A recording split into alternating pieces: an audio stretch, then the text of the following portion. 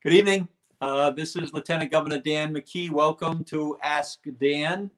Uh, Tonight we've got a very interesting show tonight because we have a couple of high school students, Kate and Christiana Lapia from North Smithfield, who participated in our Lieutenant Governor's Entrepreneur Challenge last year, and their business model was awarded a scholarship, and now they're seniors in high school. And I'm very interested in talking to them both about what this experience is like, spending their last 3 months of their senior year, at home, and not in school. It's not an easy time for our high school students. And right now we're on to kind of let people know that there's an entrepreneur challenge going on, and we need high school students to make sure that they get in their business plan. So we're going to remind everybody about that tonight. We also are going to talk to people who have helped support it, volunteers that have helped support the program.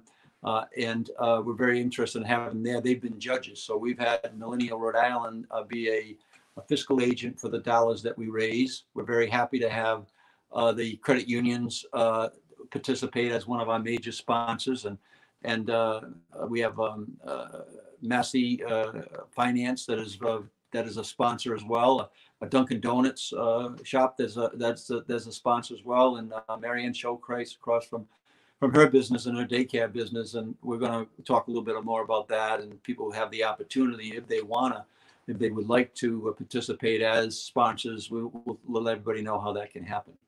So, and then we're going to talk about a very important issue right now, is in terms of the impact that this virus, and I start every show by saying, hey, that we want to make sure that we're safe.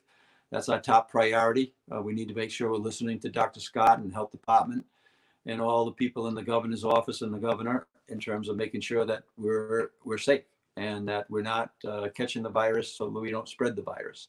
But there's other things that go on, and life goes on, and we want to make sure that we're communicating to you with some of the things. But the Hispanic community right now is in a spot where we're very concerned because they have a very high percentage of infection, and we want to get to the bottom of it. So we'll have Rosa Di Castillo, who's in my office, that is doing translation of every press conference in Spanish to the Spanish community.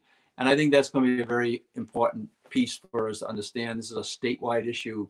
So if there's any community that is being infected at a disproportionate level, then that's going to impact our ability to open up our businesses and to get back to normal. It's going to impact across community lines in terms of to our own infection rate and our safety and our family safety. So that's kind of in summary what we're going to do. And of course you can ask any questions that you might have, and we'll do our best to answer them. And if we're not able to answer them, we'll make sure that we'll get back to you. And you can do that two ways. You can text in here to Ben, and he'll ask me those questions, or you can go to our website or call our office at 222-2371. You can do that. So Ben, I'm ready to go. Please bring in the Lapia twins, right? Christiana and Kate, and we love to see their smiles. And how are you guys doing? It's been tough during this time, especially being seniors. Yes, you always. Yeah, but being a senior, I mean, I can't even imagine. How are this? You're up in North Smithfield, and so what is there? Anything special that's going on that kind of compensates for this? For this staying at home type of stuff. But how are you guys staying busy? Well, as for school events, we've always looked forward to graduation, prom. So they're trying to come up with some way for us to celebrate being seniors. Well, I hope that. Well, you're very innovative. We know that. So I hope that you're giving them some ideas about how to do that. But speaking of the fact that you'll be graduating, tell us what your plans are next year before we actually get into the Entrepreneur Challenge. I think the people that are watching this would be very interested in knowing about, both of you in terms of, where you're headed next year. I will be heading to Brandeis University in Massachusetts. I will be studying politics and social justice, and maybe some business, which you can see with the interest in our business too. Yeah. And I'll be going to Babson College to study entrepreneurship. Entrepreneurship. Well, that's great. And I hope that you're going to be able to keep your partnership going in terms of the work that you've been doing and why you were recognized last year in our Entrepreneur Challenge. I want to say, just let people know that we had an Entrepreneur Challenge. I'll tell you how that started, and Kate and Christiana know, I think, a little bit about it. But the idea happened when I chaired the National Lieutenant Governors Association a few years ago, and when I was in Nashville. Ending the last meeting that I chaired, I asked lieutenant governors from around the country to come in and give a 15-minute pitch on what they were doing that was very successful. And what the lieutenant governor from Kentucky, Lieutenant Governor Hampton, she came in and she said, well, I've just started this Entrepreneur Challenge for high school students. And I really liked it because our office is an advocate for small businesses and entrepreneurship. I chair the Small Business Advocacy Council, and we really work really hard about trying to help small businesses. So I thought it was a perfect match. Trying to find, and we already had toured a number of high school students, had them on a TV show that I was sponsoring a few years back. And there's many high school students that are actually operating their businesses. So we were able to contact different sponsors. And with the credit unions, they put up a good amount of the dollars, of the $14,000 that's this year in scholarship money. And then we have 4 other businesses that have sponsored at $1,000 each that are very important to the program. So that's kind of how we got here. But how did you hear about, and why did you put in your business plan last year? So I originally heard about the Entrepreneurship Challenge through my school. I took an entrepreneurship class, and that's where I came up with the idea for our business, TwinSkin. And then I created a business plan with that, and that's why I decided to enter it, because I was passionate about my business and I want to get feedback and also enter in this challenge to see how it compared to other businesses. Yeah, and so tell us a little bit about how you and your sister were, decided that you were going to do it, and describe the products that you have, you've started to produce and manufacture. Okay, so we sell all natural and eco-friendly lip products. We had just last year. Sample, very good. We just had lip balms last year, but we have since expanded to selling lip scrubs and lip tints, and those are all natural and eco-friendly as well. Yeah, and you have kind of special packaging, right? Yes, biodegradable. Explain how, and you're doing that right now. You're doing the manufacturing at home, but you have like you say, a very environmentally sensitive type of a mission that you have for your company, right? Yes. Yeah. And then tell us how you're marketing that right now. So we are using our social media to reach out to people, and also we have just created an online store where people can buy our products, and that's where we sell it. You can look at pictures of our products, and that we just released last week. So how do if I wanted to buy that, and by the way, I don't know, have you registered your website on our Rhode Island smallbusiness.org yet? Not yet. We just created it. Are you familiar with what we've done on that? I saw a little bit of information. Yeah, so we've got over 1,000 small businesses with 3 volunteers that have put that together, that now we're trying to gift it forward program and talk about young entrepreneurs and people who have been in business for a while, that this economic environment is very, very stressful on a number of the small businesses out there. But tell us, so you should go to rismallbusiness.org, just like anybody else that's watching this video that is in business. One of it kind of creates a portal for a number of opportunities for the small businesses to let people know about themselves, but also sell their products.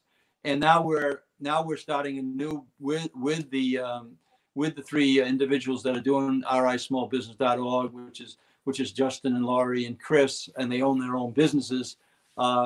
They're actually creating a portal so that because we're going to start reopening our businesses, so they're going to have like a helping with resources to help business be able to safely reopen. But tell us how to get to your site, and what are we going to see when we get there? Okay, so we have an Instagram and Facebook page, and on our accounts are a link to our online Square site, but also if you just Google TwinSkin RI, it will bring you a link to our Facebook in addition to our Square site. Great. And then when you go on there, you can look at our products, you can view our Instagram page and learn more about the business. And then if I wanted to buy something there, I can buy what with my credit card or PayPal? What's the process that in terms of the payment?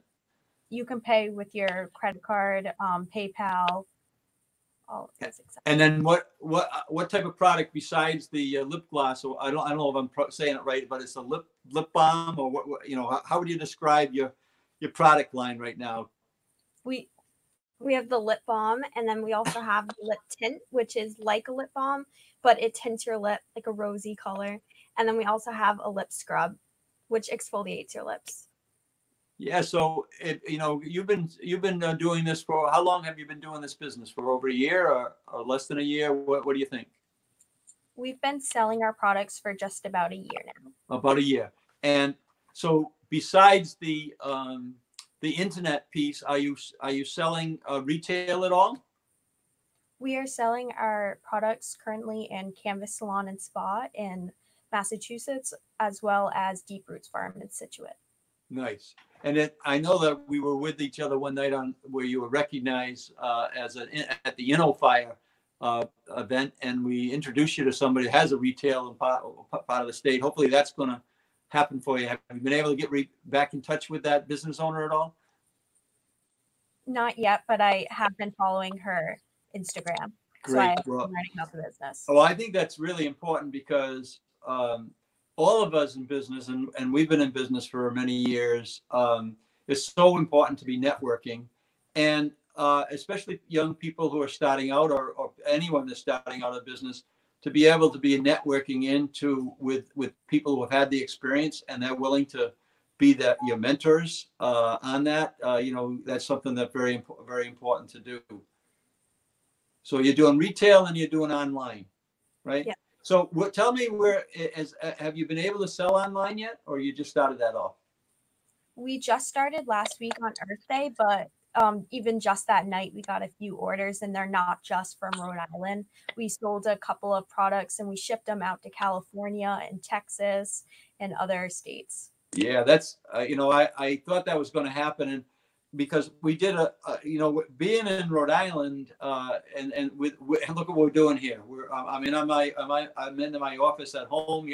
Looks like you might be in the back side of your kitchen or the front side of the kitchen in North Smithfield, and then Ben is down in the westerly area of the state, and it's like we're all in the same living room here. But the world is different now, and in terms of the fact that you can be anywhere. You can be in Rhode Island and do business virtually anywhere in the world.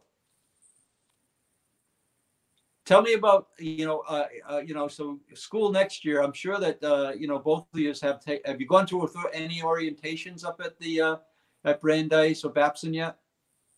I have not. No. I got this out because of COVID, but I was supposed to go last week. They have virtual ones online, which I've been going to, which is very helpful to learn more about the school and to meet your future classmates.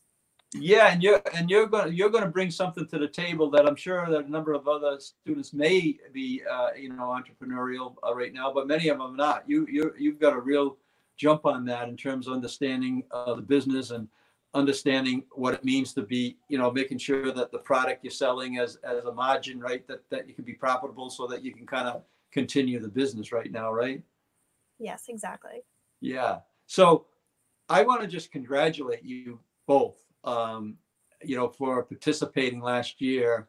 We're extending because of what you talked about in terms of the missing the last part of the school year, which is an extraordinary time we're going through, and we're going to get through it, but it does impact many things, as you said, in terms of your closing activities and your graduation and the proms and the other type of things that, and the athletics that goes on in the spring for a number of boys, the boys and girls at the school.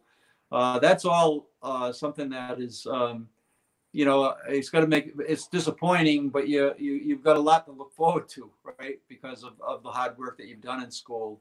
But I want to say to the people out there that both Kate and Christiana participated in the Lieutenant Governor's Entrepreneur Challenge last year, and they split, I think, close to $13,000 of funds, because Dr. Daycare and Massey Financial Associates, along with the credit unions, were all sponsors of that event last year, and so they were very they believe in you. They believe in our young entrepreneurs in the state. So we're encouraging high school students. So anybody in the 9th, 10th, 11th, and 12th grade that lives in the state of Rhode Island, whether they go to a district school or charter school or home school, or they happen to go to a private school, or they go to a school that's outside the state, as long as they're a resident of the state of Rhode Island, they can compete for the scholarship money. And we'll let you know how you can apply for that. It's lgec.ri.gov,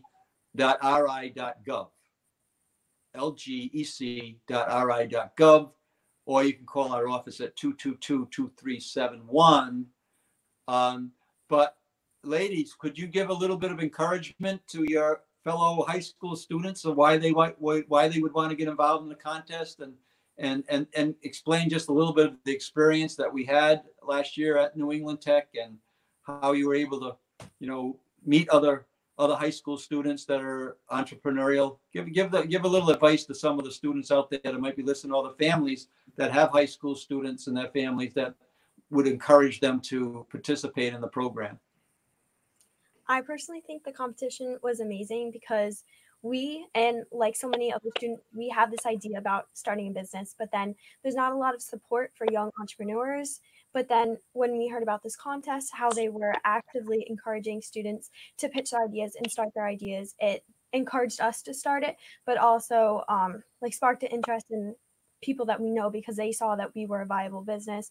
We won scholarship money. So I think if you're interested in business and you want to pitch it and get some more feedback about your business, your ideas, and maybe network with other people who have started a business, I think this is the perfect opportunity.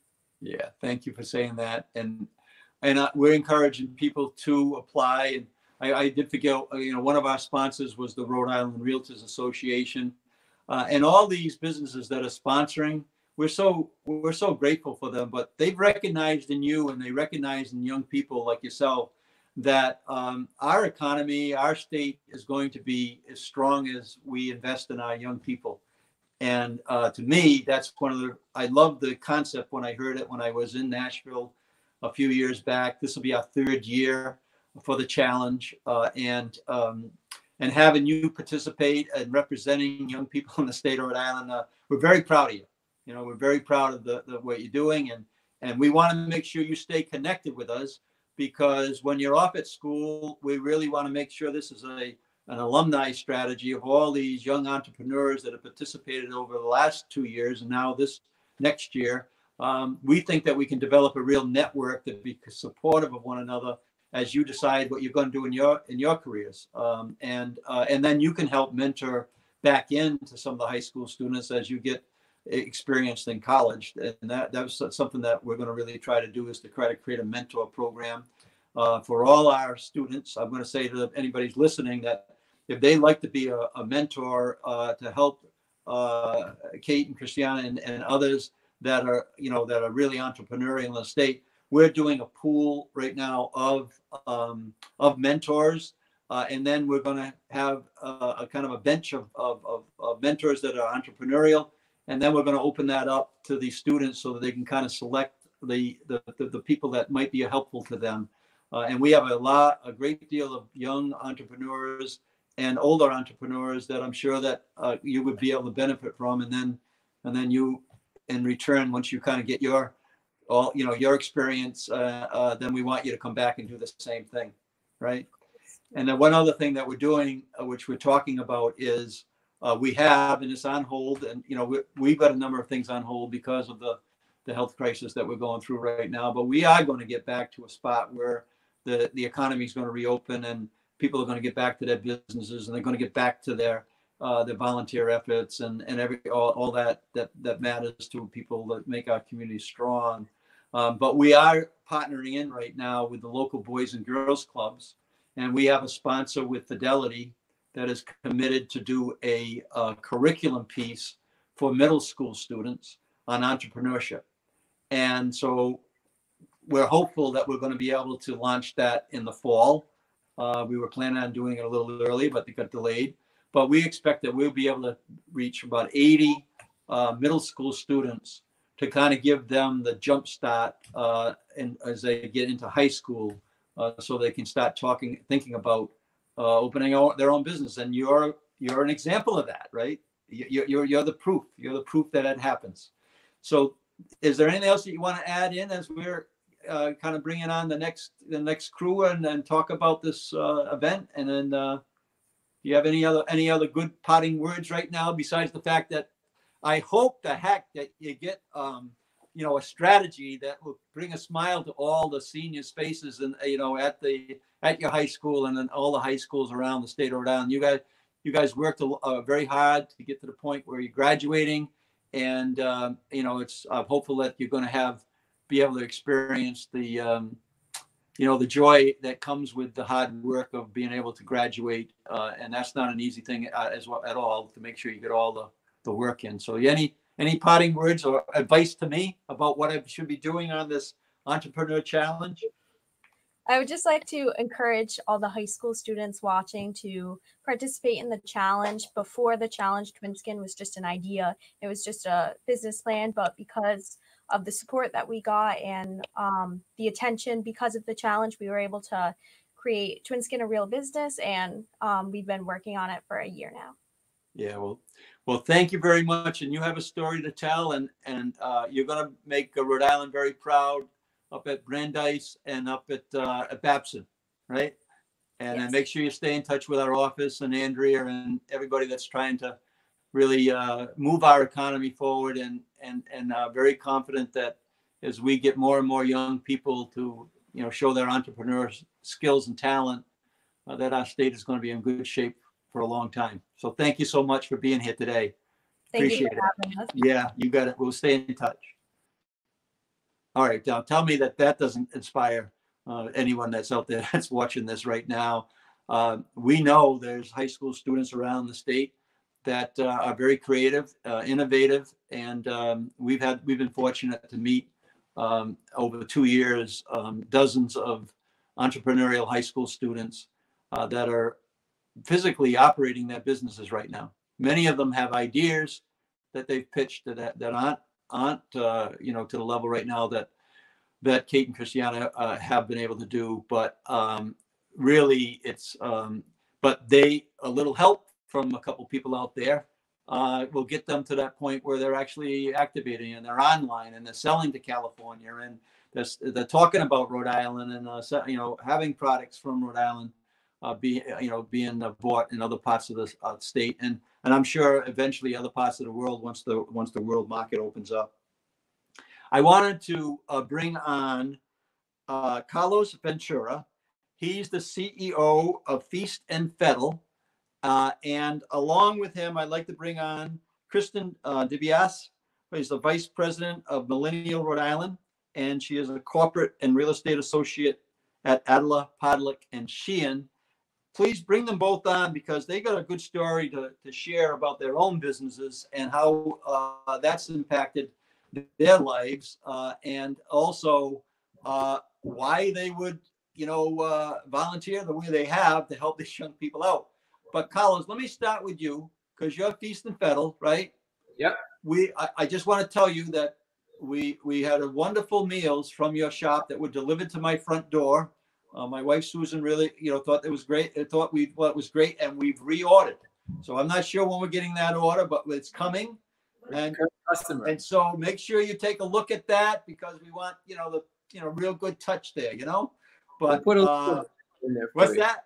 We'll put a little something extra in there for you. Yeah, we just put a little TLC in there. That's all we need. I can tell you that, yeah, you're an entrepreneur, and just tell us a little bit about what your profession is, and then I want Kristen to do the same thing. Then we'll talk about the Entrepreneur Challenge and why you see it as being really important to the to the state of Rhode Island. But tell us a little bit about your business, Feast and Fettle. Yeah, sure. So for those who don't know, Feast and Fettle is a fully prepared gourmet meal delivery service based here in Rhode Island.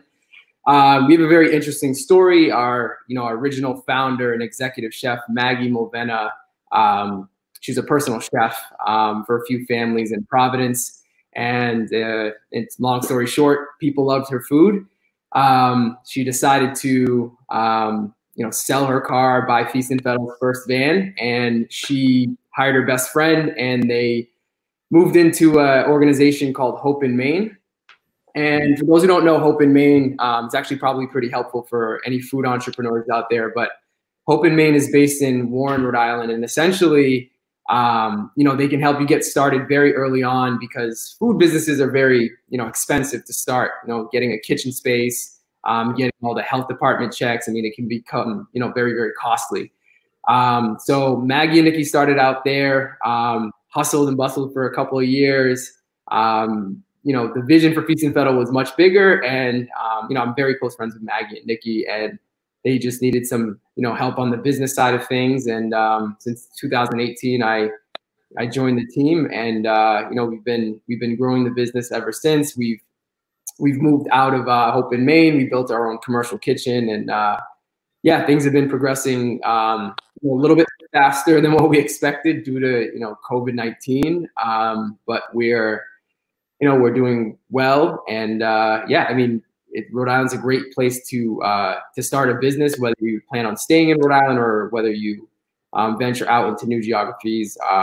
It's just been a very good place for us to kind of pilot the concept, and now we're going into other geographies. Yeah, I'm glad you mentioned Hope in Maine. I've been there a few times, and I've certainly see we're very interested in all the small businesses and the entrepreneurs in the state of Rhode Island. So we've been to every community. The theme of our office has been this number 39 because there's 39 cities and towns, and we say, look, at every community matters, and people who live in those communities matter, and the communities inside those communities matter.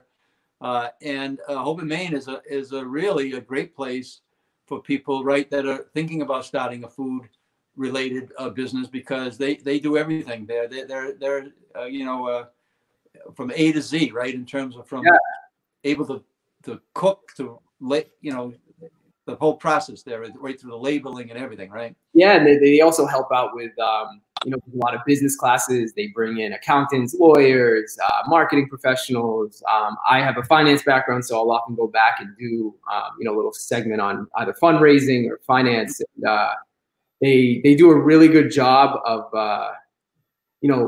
easing some of the hurdles for early stage food companies. And there's been a lot of success stories out of Hope in Maine. So yeah, it's the launching pad. Yeah, so this we'll have a good group of people that'll be watching us tonight, both live, and then we'll be carrying the video so people can see it during the week as well. And I mentioned that when you mentioned that, I said, look, especially when we're starting to talk about entrepreneur challenges, right, with young people, there's a number of people who are just doing startups, and there are options that are good paths for people who are starting up, and we want to encourage that. So thanks for mentioning that, and thanks for the good meals. This is a good time that we need these good meals. And one of the things that we're trying to do, we mentioned it on the last segment about the rismallbusiness.org, where we have last week we had 3 of the businesses there that are doing just the same thing that you and Kristen are doing. Volunteering your time, providing your expertise to help our state do better. That rismallbusiness.org. We have businesses listed there. I think there's over 1,000 businesses. I think Feast and Fettle's on there because I think that's where we shopped it, but I'm not sure. So but I think that actually our daughter bought a gift certificate from okay. Christmas, and so that's how we were able to kind of identify that. But the point is that we want to support our small businesses, and this entrepreneur challenge is just another way to do it. Kristen, let me go to you and get a little overview of your professional career, and then we'll get back to you and Carlos to talk about the entrepreneur challenge. And I'll just preface, tell us a little bit about your career, but then I also want to talk a little bit about Millennial Rhode Island as well. Okay. Sure, of course. Well, thank you again for having me tonight, Lieutenant Governor. And Carlos, it's great to see you again. It's what, a year since the pitch competition, but it's good to see you. I'm glad to hear Feast and Federal is doing well during this time, despite everything going on. So yes, as you mentioned, Dan, I am a corporate and real estate associate at Adler Pollock and Sheehan. Adler Pollock & Sheehan, or AP&S, has been a firm that has been very supportive of small businesses in the state. We work a ton with small businesses, and I'm generally, that's the main population that we help. And as you can imagine, during this time, it's been a challenge for a lot of businesses, and we've turned to as a trusted advisor for these businesses. We've been able to try to navigate them through some of the resources available to them. So that's been primarily what's on my plate at this point. But and so and for those that don't know, Millennial Rhode Island is a nonprofit organization that encourages millennials to choose Rhode Island as the place to live, work, and grow. What's the hashtag? Yeah, hashtag choose RI. There you go. I like that. Go ahead. Tell us a little bit more about it. Thanks. So sure. So we have generally tried to support millennials and anyone really in the state. Our younger generation to choose Rhode Island, and by doing that, giving them resources. So, for example, we host Adulting 101 series, which is a series where we provide financial literacy programs to millennials and different resources like that. And we also host a ton of networking events for millennials. So it's a place where, I've been a guest at those. I'm not a millennial, but I've been a guest, and I can vouch for it. That's a very, very lively group that gets together. And represents the better part of Rhode Island for sure. Right, exactly. And it's not just networking in the what you would think of professional networking, but it's also a way of people who are new to the state, or who just want to meet other millennials across the state. It's just a place to come and meet up in a relaxed setting and get to know one another. Yeah, it's a very strong group, and I really like the fact that we've had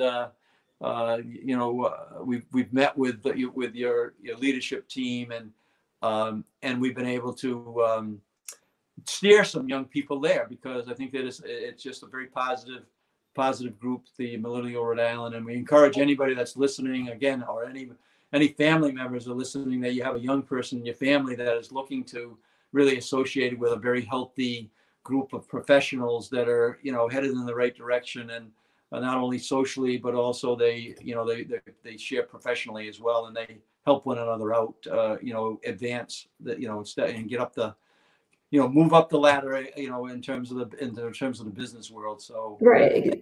Thank you very much. We got a couple minutes left here before I bring Rosa on and talk a little bit of a very serious issue that's happening in the state in terms of this virus and type of thing. But tell us, Carlos and Kristen, just maybe bring in with Carlos. Why would you get involved the way you have? And I know you've made a commitment to what we're trying to do here, and I can tell you that the programs that we develop out of our office, whether it's the International Economic Ambassadors, or was it Lieutenant Governor Challenge, or it might be working with help the veterans on a monuments and Beirut monuments and that. We can't do that without people volunteering. And so Carlos, tell us what kind of interested you in actually giving back like this And you saw the smiles on the Lapia's face, you know, in terms of when they were talking about their experience, and they were talking about you as much as anything else with that experience. Yeah, yeah. To be honest, I think it's kind of, you know, it's very nice to have that experience at a very I'd say younger age. You know, speaking personally, you know, I had an entrepreneurial itch at a really, really early age. And, you know, I kind of went the more, let's say, corporate route. And I've always had that kind of sitting on the side. And I don't want to say I regret, but I do feel like, you know, hey, like I wish I kind of just jumped the ship and kind of went and did my own thing a lot earlier. Now, you know, it's entrepreneurialism isn't for everybody, but, you know, these students, you know, I still remember that one pitch, you know, where I remember Providence Detailing. I was surprised. I've seen a lot of pitch contests in investor pitches and been in a lot of meetings, and Providence Detailing, I'll always remember that one where it was just like, wow, like she's ready for prime time. Like she's in high school. But it's good to, you know. Yeah, that was the business that came out of the Met School that actually does detailing, auto detailing, and on a transportation that can actually go to your house, go to your office, and do a full detailing of your vehicle. Yeah. Yes. Awesome business model. But no, it was just very refreshing to see, you know, younger folks out there, you know, ready to go start their own businesses. I mean, that's the lifeblood of, you know, Rhode Island and the U.S. in general. And, you know, any way we can give back, whether it's being a panelist or pulling a student aside and saying, hey, like, keep it going because you're on the right track. Those little nudges and those little points make a very, very big difference in a young person's life. So, you know, if we can just, you know, get one person to, you know, start that business, you know, you never know. And you know what it's going to be. And I'll tell you, we're finding out right now how important those small businesses are. And, you know, we've been working very hard, you know, having calls on every Tuesday and Thursday with several hundred of businesses with the SBA and the Department of Labor Training, Department of Business Regulation, along with bringing businesses on to tell their story so that we can kind of get them into the mix. But, you know, from a professional note, where I sit right now, we really need to step up and help our small businesses. Otherwise, we're going to have a big void in all the rental areas out there, with all the employment areas, the jobs, and everything else that goes on there. And Carlos, so, you know, you're helping with these young people kind of set the example with Kristen and others. So, you know, we appreciate that. But I'll just put my pitch in. The state needs to step up right now, because not every business, and Kristen maybe could speak to it, but not every business is going to benefit from what was called that PPP loan, or the payroll protection plan, or the EIDL loan, or the disaster loan funds. We know that the demand that is out there to keep our businesses alive and well, and I've been saying all the time that a business that was alive before this health crisis, we want to do everything we can to make sure that business is alive, you know, after this health crisis. And so with the state, I'm encouraging the state to really start to partner in with our local banks to come up with a plan that's sustainable, that can help these businesses that are not going to benefit from some of these programs. So we're about ready to find out how important your work is, and Kristen's work is, of a young professional. We're just about ready to, and our measurement right now is, are we going to step up and do what we should do to make sure that these people who put their lives into these businesses, and the employees and the staff members are taken care of on a long-term basis. So if you have any ideas you want to share on that, let me know. But that's what we're really working hard on, making sure that after the federal monies and all these other programs are long gone, that the state has a strategy here with our local lending institutions, and maybe inside the networks of our businesses that are maybe a little more mature and may be able to help out a little bit. We need to step up and do that. So thanks, Carlos. Kristen, tell us why you would get involved, and tell us what's on your mind in terms of why you would get involved in helping out, you know, Kate and Christiana and others. Yeah, sure, sure. So from a personal note, having been raised in a family business in Rhode Island, a hospitality family business, I was kind of brought up with that entrepreneurial background. I was really passionate about helping other entrepreneurs, and which led me to go to law school, actually. And after law school, I knew that I wanted to help businesses in Rhode Island. And I'm excited to be doing that to this day. But also tying in Millennial Rhode Island here as well with our, as I stated, our mission is to encourage people to choose Rhode Island to live, work, and grow here. And this entrepreneurship challenge does just that. And it's a clear natural partner for us. It's a big barrier that we often hear for millennials and now the younger generation is that they love Rhode Island. They if they've gone to school here or they were raised here and left for school but want to come back.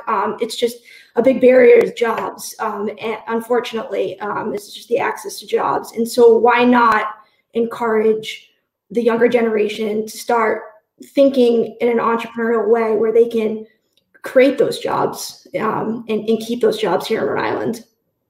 Well, thanks, Kristen. And, I want to thank both of you. We don't get this done in the same way without you. And these young kids, they can relate to the millennials. I know that you guys are a little older than young kids, but there's a relationship there. You've been, where they have, a few years ago. And so you relate to them and they relate to you. And it's such a great partnership. And my goal is to establish this Lieutenant Governor's Entrepreneur Challenge so that after I'm out of office, we have the mechanics to make sure that, this program continues out of the next Lieutenant Governor's office as well. So we got another 3 years. So I got you for another 3 years anyways, right? And thank you so much for everything that you've done. And also professionally, what you do in the state. We need to make sure that we have our young people feel as though that they matter, and that we need to make sure that they are given the opportunity, just as said, to be in the state that they love, and that's one of our jobs to do that. So thank you for the both of you, and we'll be in touch with you. Thank you. Sounds good. Appreciate it. Thank you. You bet.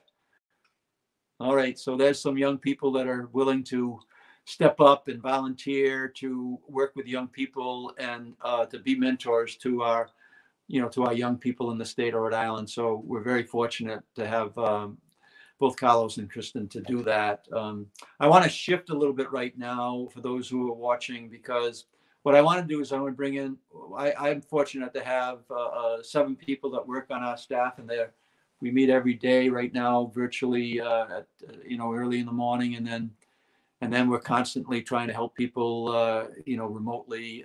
We still are answering our phone, 222-2371. For those who are listening out there, on any issue, you're more than welcome to call, and we'll try to track it down and give you the right information, give you the right answers, and try to be helpful. But so I'm very proud of the staff that I work with. They're very versatile.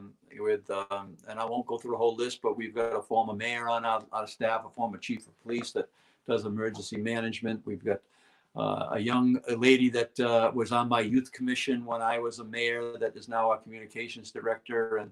And also we have someone that I felt as though was very important, that we were reaching all the different communities, and the Hispanic community was one of those communities that we knew were very important to the state of Rhode Island. It's the fastest growing network of small businesses in the state, and we need to pay attention to that. The strength of the state is going to be in everybody that lives in the state. So Rosa, can we bring you on? I'm not sure that we have Maria or not, but Rosa, if you're there, maybe we could bring you on to kind of help me close out the show here a little bit. Are you there, Rosa? Yeah. Yes, I am. Oh, maybe you not. can put me on the camera. It's maybe Maria not. That doesn't want to be on the camera. Yeah, so I'm. Oh, there you are, Rosa. Hi. Picture, or is that you live? That's me live. All right, so we're gonna have a. That's me live. See, I'm moving and everything. We can see you waving, but we can't hear you. At least I can't hear you. Okay. You I can't can hear. hear you in the other room because Susan's watching it on the on her Facebook, but I can't hear you. You can't hear. Uh-oh. You can't hear Rosa.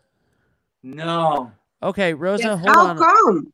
I don't. 1 second, Rosa. Okay. All right, try. Can you hear her now? Okay. Hello. All right. Oh, I can hear you now. Very good. Oh, that's Rosa. right. Thank you for being here.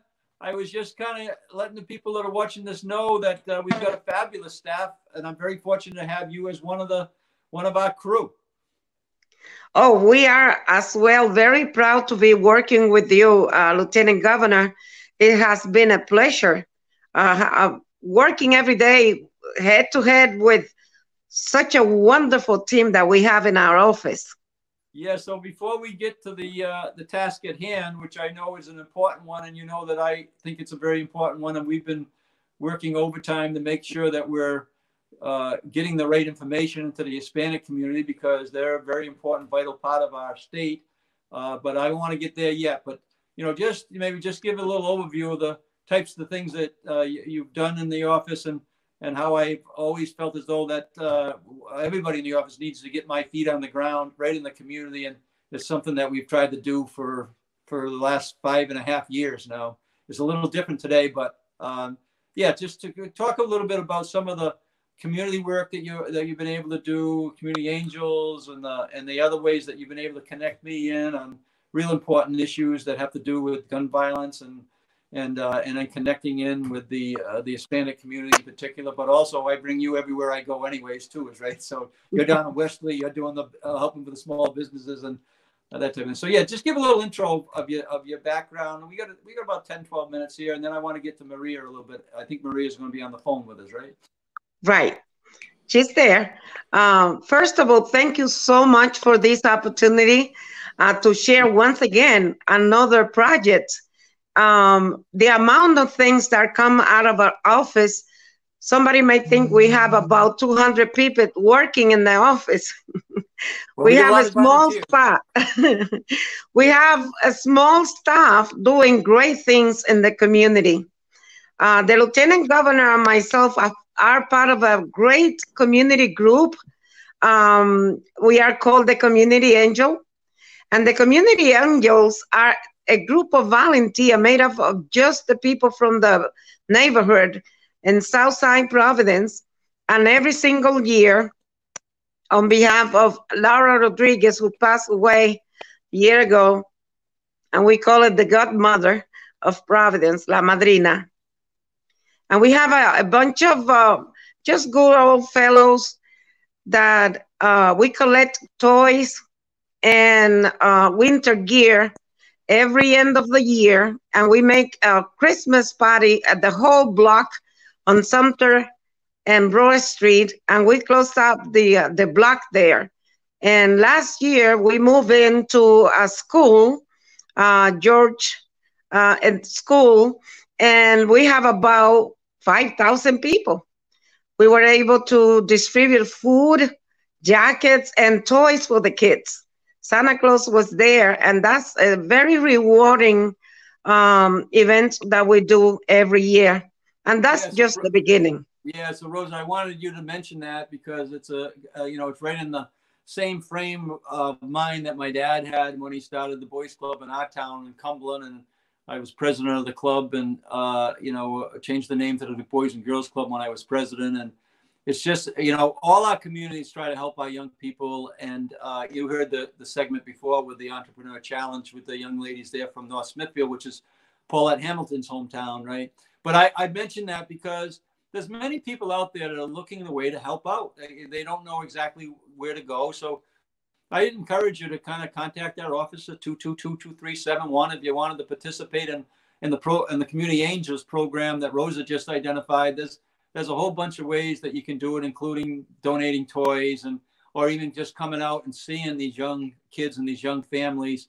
There's nothing like getting your feet on the ground and actually seeing what's out there in our state. And, we have the theme of 39. So 39 cities and towns, everyone's important. So thanks for sharing that. Rosa, what I wanted to do is, introduce Maria, and I believe she's on the phone, but Yes. Also, and our concern as I started this broadcast and saying that we were going to talk about the Hispanic community and putting a spotlight on them in a real positive way, and so that we can start communicating in a better way, and how we're going to do that. Because unfortunately, right now, for whatever reason, and we're going to certainly have some ideas, but there's a high percentage of our Hispanic community that have been infected by the COVID-19. And until we get that under control, we're not going to reopen our economy.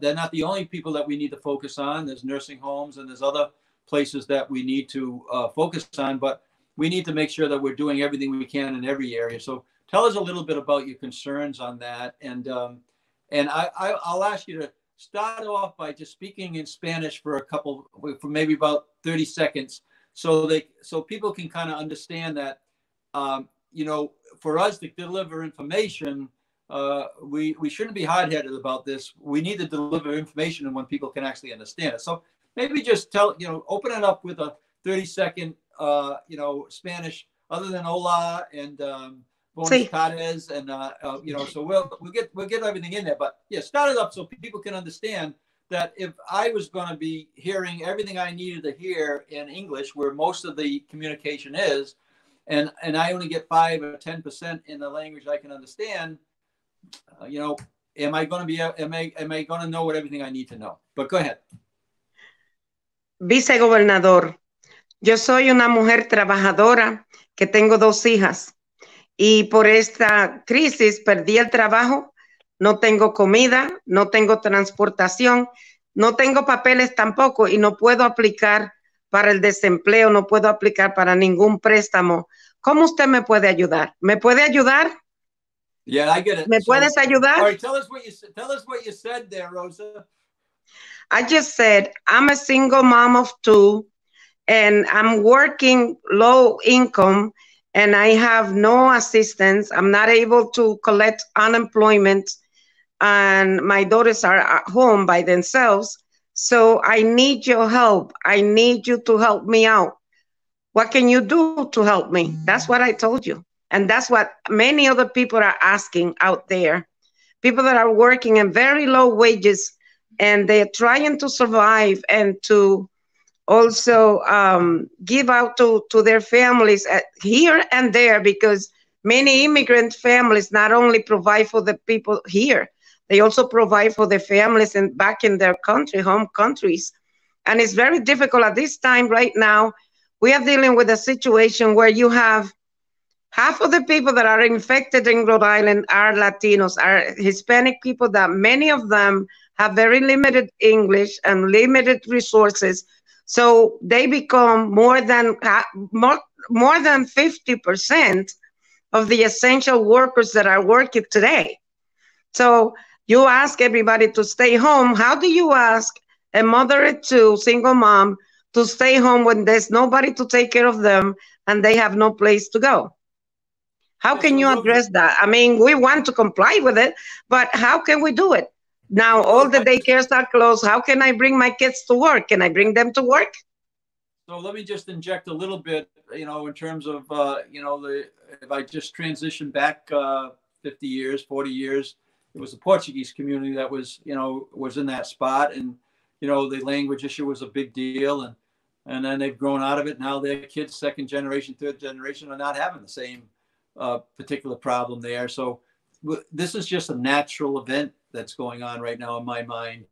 And we'll grow out of it in a lot of ways. And of course, I know the Portuguese community still holds on to their language, and we have the schools and that type of thing, just like the Chinese community does in the States. Right. So, but introduce us to Maria, who is, on and just kind of give a little 2-minute interview with her and just kind of introduce her, because we've got a lot to be proud of, and not only the Lapia twins that were on earlier, but we've got a lot to be proud of in all our communities, right? And yes, we do. We have a lot of entrepreneurs that are Latino right now that are struggling. Yes, Maria. So Maria says that her connection is breaking up too much and that she doesn't understand half of what you guys are saying because of her connection. So I don't know if we're going to get Maria on tonight. Okay. That's Yeah. fine. That's even better because now I have an opportunity to share something else that I like to share that we're doing at the office. Okay. We are working in partnership with the director of what used to be the Elderly Affair, Director Rose Jones, for Aging Healthy in Rhode Island. And because of the crisis, there is a lot of need for food in the Hispanic community on the side of the Hartford Avenue. So in talking with the director, we arranged with the Food Bank of Rhode Island. And out of the office of the Lieutenant Governor, I was able to network.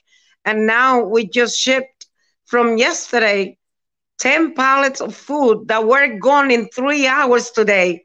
We thought that we will have 2 times, today and Saturday, but we have to ask for more food because we ran out of food.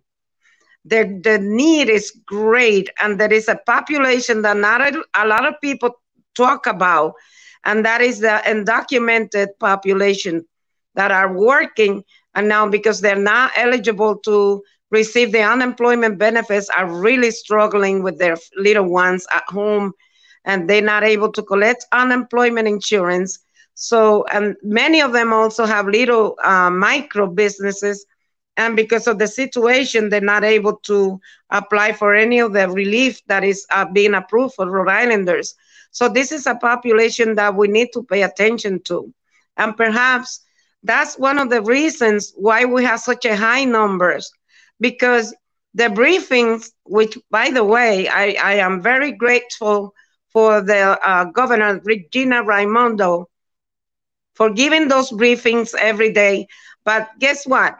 Most of the essential workers are Latinos, and they are working. They cannot watch TV during working hours. So that's why the Lieutenant Governor's office has done a tremendous work communicating, because I translate every single day. I translate into Spanish all the briefings from the governor's office.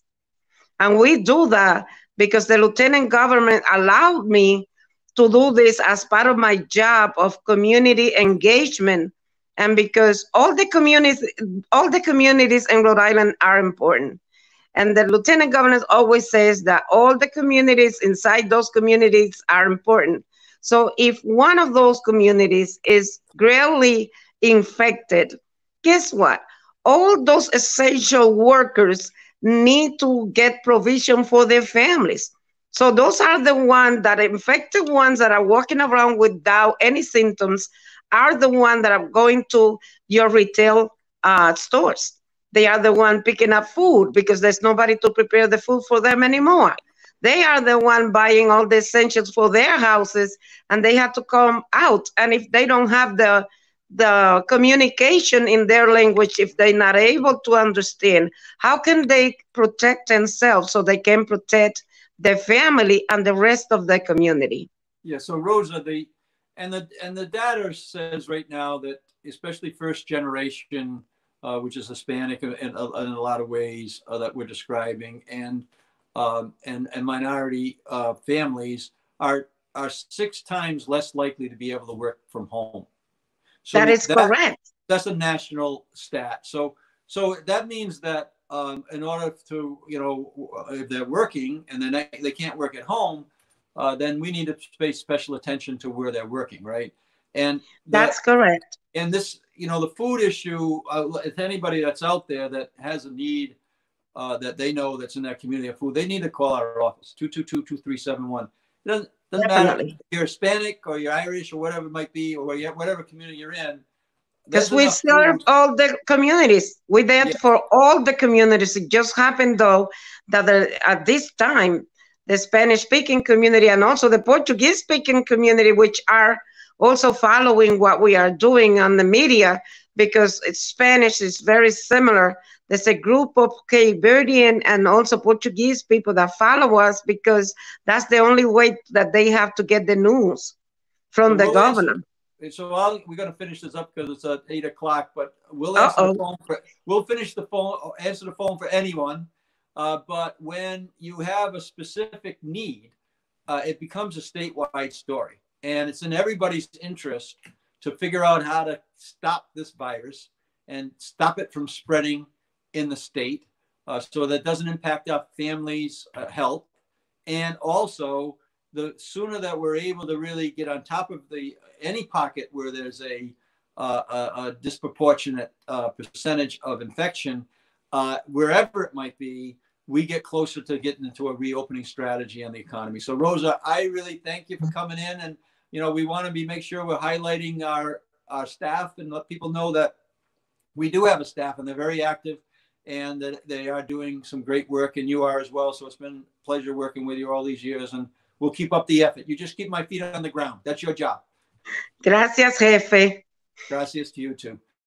Okay. So I think that kind of wraps us up right now. I thank you so much for tuning in on the Entrepreneur Challenge. Again, please encourage the young people out there to participate in that. Not only can they participate in $14,000 of scholarship money, but they also are going to meet a tremendous network of people that are going to help them out professionally, as you heard from the Lafayette twins up in North Smithfield. So please stay safe, stay healthy, and follow what we're doing. This is everything we're trying to do in this office is try to make the state a great place to live, a place where we kind of raise our families, and hopefully many people will open up small businesses so that we can get some jobs and economy going again. We'll be back next week. And if you have any ideas, let us know. And if you feel as though there's a topic here that you'd like to have covered, let us know, 222-2371. Thanks, Ben. Thanks to everybody. Stay healthy.